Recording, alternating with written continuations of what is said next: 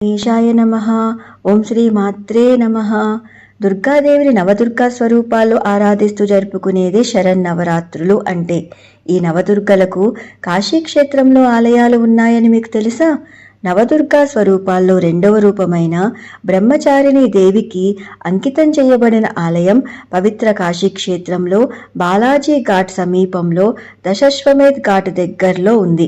ఈ ఆలయాన్ని బ్రహ్మేశ్వర ఆలయంగా కూడా పిలుస్తారు.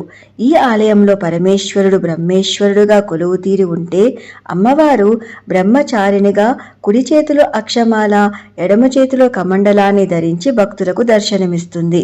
అసలు ఎవరు ఈ బ్రహ్మచారిణి అంటే, సతీదేవిగా అవతారం చాలించి హిమవంతుని పుత్రికగా ఆవిర్భవించిన పార్వతీదేవి నారదుని ద్వారా పంచాక్షరి మంత్రాన్ని ఉపదేశంగా పొంది బ్రహ్మచర్య దీక్షను అవలంబిస్తూ కఠోర నియమాలను పాటిస్తూ ఏకాగ్ర చిత్త పరమశివున్నే పతిగా పొందాలన్న కోరికతో కని విని ఎరుగని అద్భుత తపస్సును ఆచరించిన స్వరూపమే ఈ బ్రహ్మచారిణి స్వరూపం. బ్రహ్మచారిణి అంటే బ్రహ్మచర్య దీక్షను స్వీకరిస్తూ తపస్సు ఆచరించిన తల్లి అని అర్థం.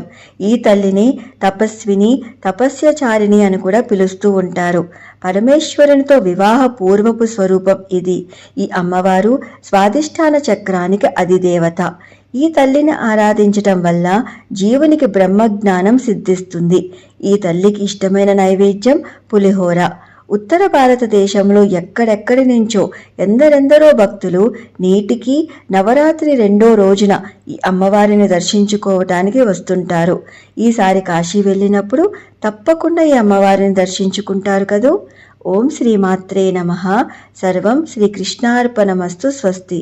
Please to like, share and subscribe. Krishna Sakhi.